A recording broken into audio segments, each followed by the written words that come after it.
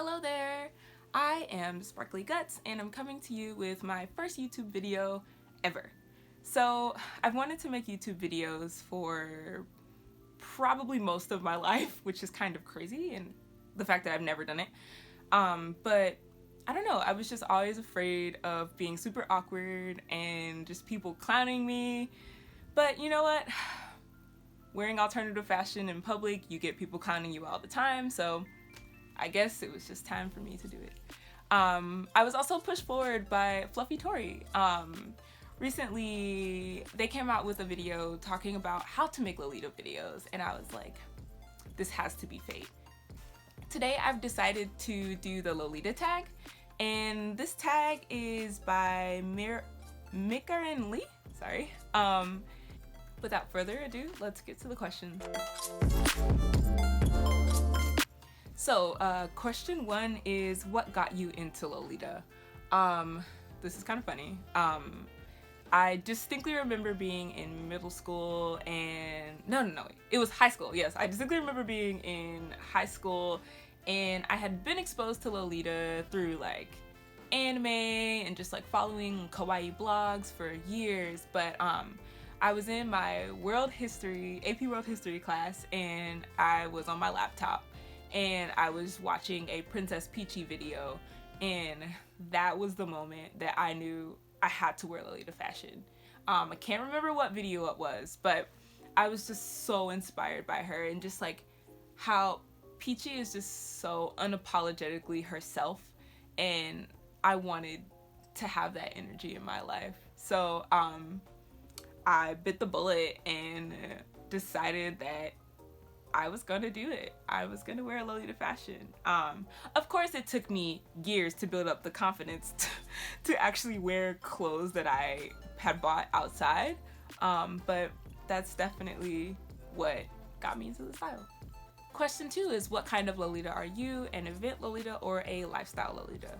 So, I have this weird thing where as soon as I get obsessed with something, I have to let it consume my entire life. This means that I consume food that fits my aesthetic. I listen to music that fits my aesthetic. And it kind of just makes life more fun. So I am most definitely a lifestyle Lolita. I wear the fashion every day. And if I'm not wearing Lolita, I'm wearing like some sort of like punk fashion or emo fashion. Definitely. But yeah, I'm a lifestyle Lolita. Lolita has consumed my life. I've let it happen. You know? So question three is, what's your style? Sweet, classic, gothic.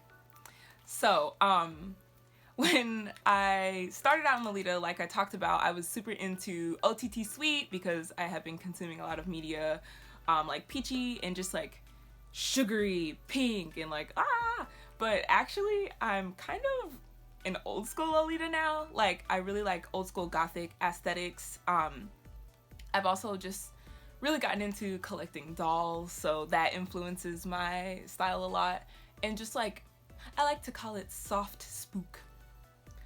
Yeah, it's just really funny that like I came from this like OTT Sweet interest to this kind of, I don't know if Lolita can be reserved, but just like Lolita reserved aesthetic where I'm just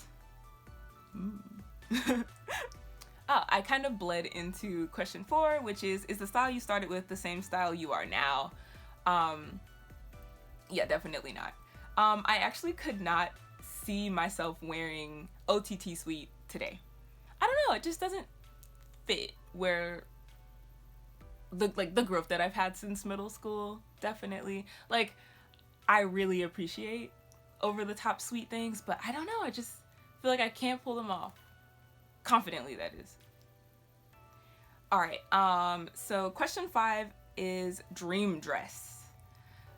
I have a lot of dream dresses. My biggest dream dress right now is Dolls Party's Goodnight Baby.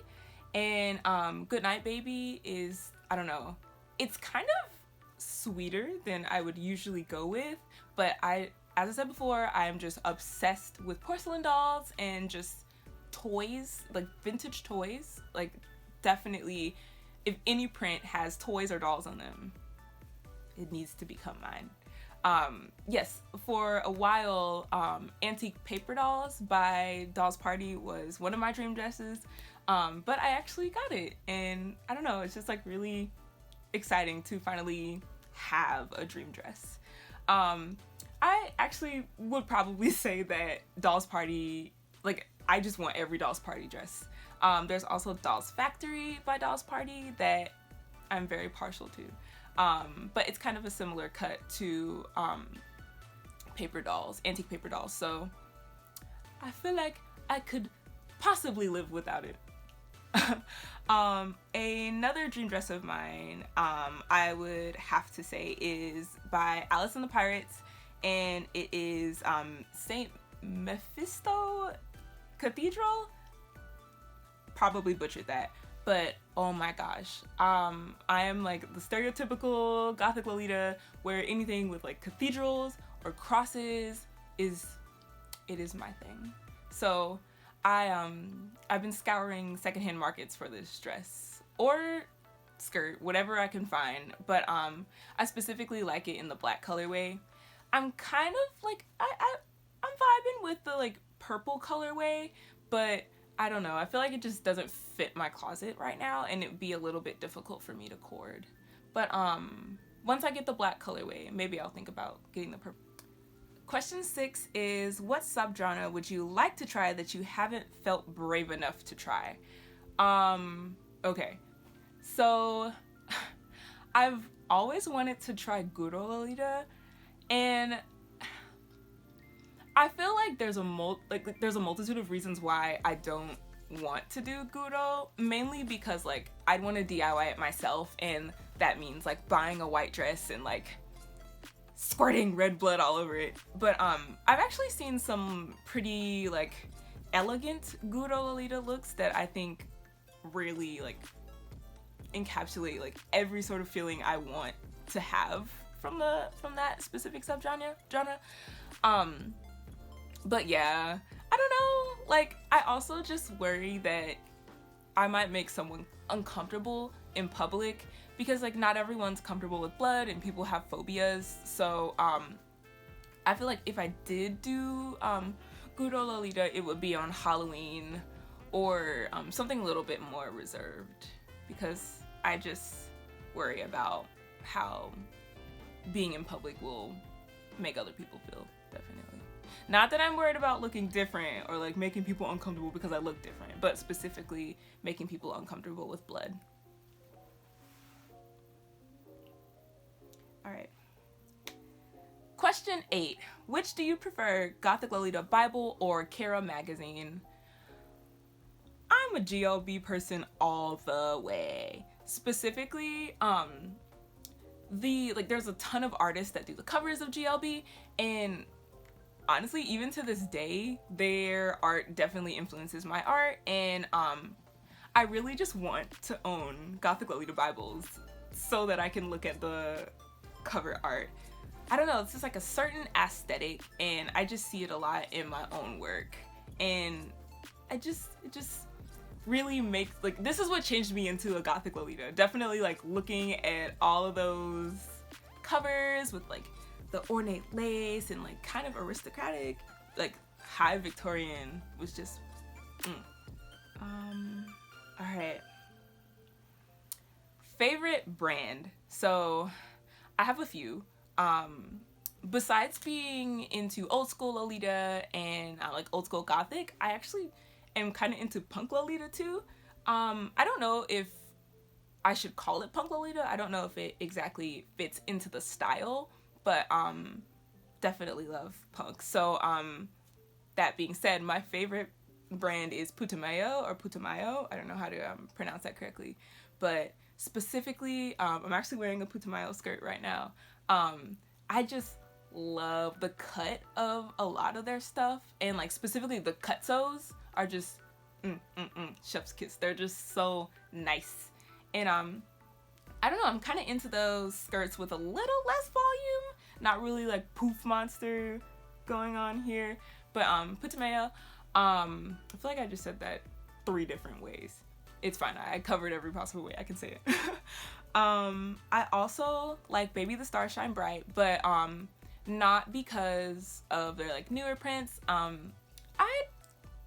I don't know. I'm like not really a printy person unless it's like super dark and it has specific imagery that I like. But specifically Baby's old stuff, like there's just so much good old school content that Baby produced. And then just also like Momoko from Kamikaze Girls. It's like how I became a Lolita, so I definitely have a soft spot for Baby. I also like Frill and just like that whole little nugget, I guess, group of Lolita brands definitely feed my old school punk Lolita needs. Most expensive brand dress you've ever bought. This is kind of funny because I've been saying that I'm so like anti-sugary sweet and I'll never wear it, blah blah blah.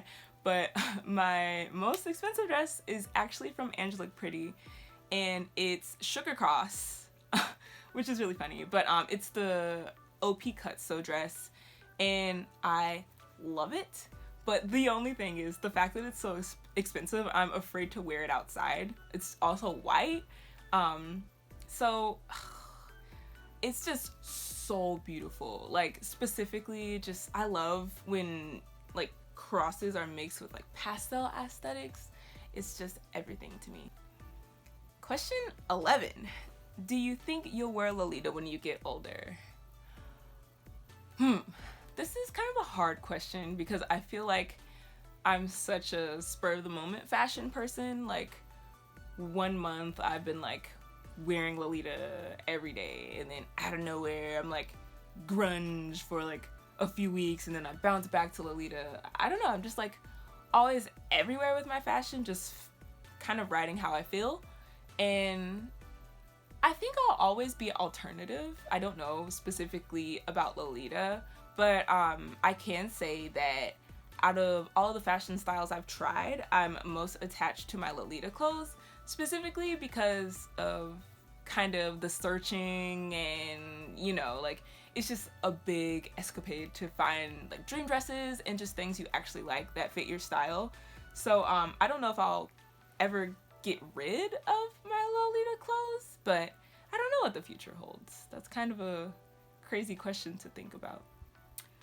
And lastly, number 12. What has been the best thing that being Lolita has brought you? And even though I've struggled with this for a long time, I can hands down say confidence.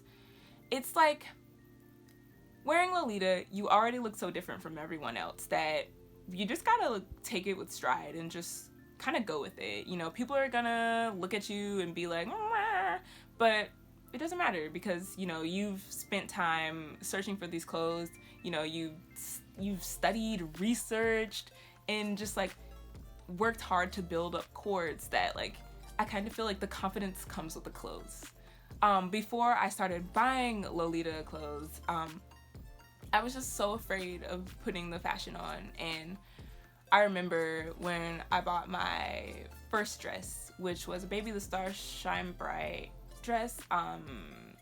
The name is kind of like up in the air because it's an old school dress, but I believe it's called Marie Antoinette. Having that dress and like having it in front of me was definitely like oh, I have to wear this. And I think even if it's just buying a blouse or like some socks or just something that'll like spice up your wardrobe, maybe just like a headpiece, getting it in front of me was like my confidence just skyrocketed. And yeah, I can definitely say Lolita has done that for me. Now I'm looking forward to the future of meeting Lolitas because I've actually never met another Lolita in person. I've only been on the internet and I follow a lot of Lolita influencers on YouTube and Instagram, but I I don't know, I'm a little nervous and excited to go to my first Lolita meetup, but yeah, that's kind of what Lolita has brought me. I'll also say that Lolita has influenced my art so much and my art aesthetic that I feel like it's definitely helped me become more confident in my artistic interests.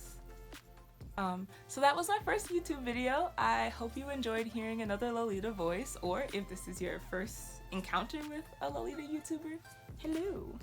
I hope you enjoyed the video, and I hope that I wasn't too awkward, and I guess I'll see you next time. Bye!